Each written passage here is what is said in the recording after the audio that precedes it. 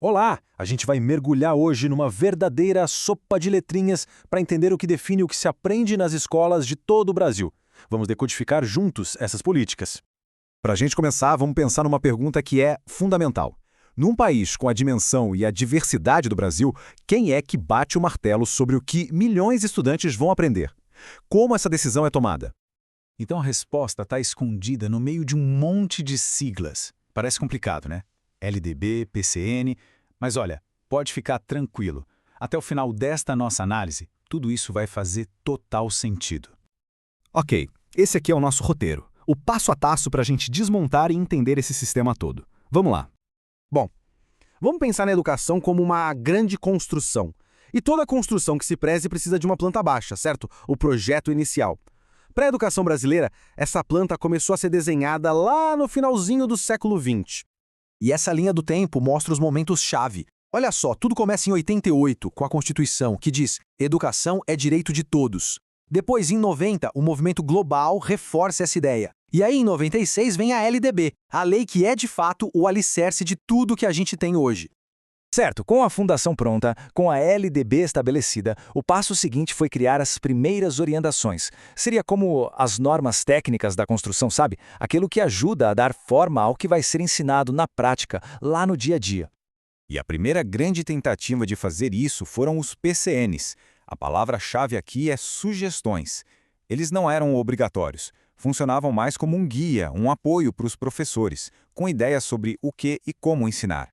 Logo depois, surgiram as DCNs, e aqui a conversa já muda. As DCNs não eram sugestões, eram normas, diretrizes obrigatórias mesmo.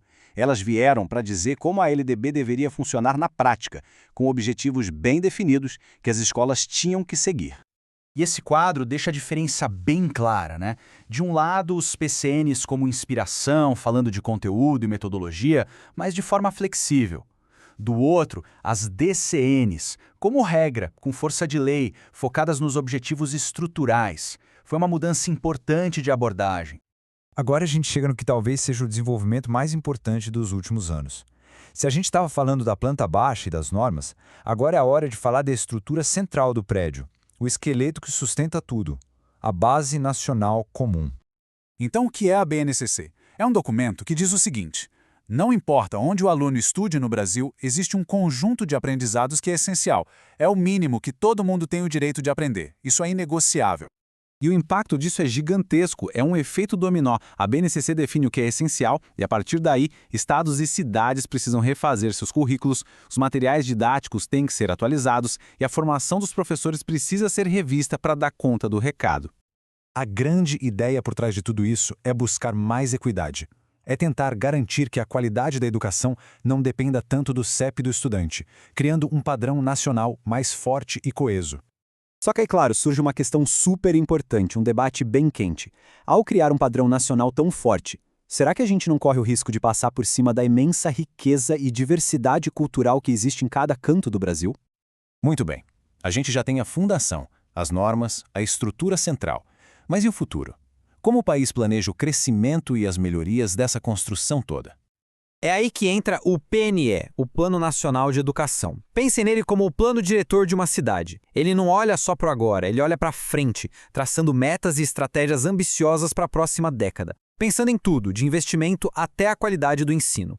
E o PNE é o que guia as grandes prioridades. As metas são claras: garantir que todo mundo esteja na escola, valorizar os professores, combater as desigualdades históricas e, claro, colocar mais dinheiro na educação. É o mapa do caminho. Ok, a gente viu um monte de siglas e documentos. Mas no fim das contas, por que tudo isso importa? Vamos agora conectar todas essas peças e entender como essa arquitetura toda sai do papel e chega de fato na sala de aula. Esse slide aqui é a nossa cola final. Ele resume tudo de um jeito bem visual, usando a nossa analogia da construção. A LDB é a planta baixa, os PCNs são as sugestões de design, as DCNs são as normas obrigatórias, a BNCC é a estrutura principal e o PNE é o plano diretor que pensa o futuro. Cada um com seu papel. E por que isso é tão relevante? Porque é exatamente essa estrutura complexa que faz a ponte entre uma visão de país, uma política nacional e a realidade diária de um professor e de um aluno dentro de uma sala de aula. É o que define o jogo. Isso tudo nos deixa com uma grande reflexão para o futuro. O desafio central da educação brasileira talvez seja este: como encontrar o equilíbrio perfeito entre ter um padrão nacional forte, que garanta a equidade, sem sufocar a imensa e riquíssima diversidade local que faz do Brasil o Brasil. Essa é a pergunta que continua no ar.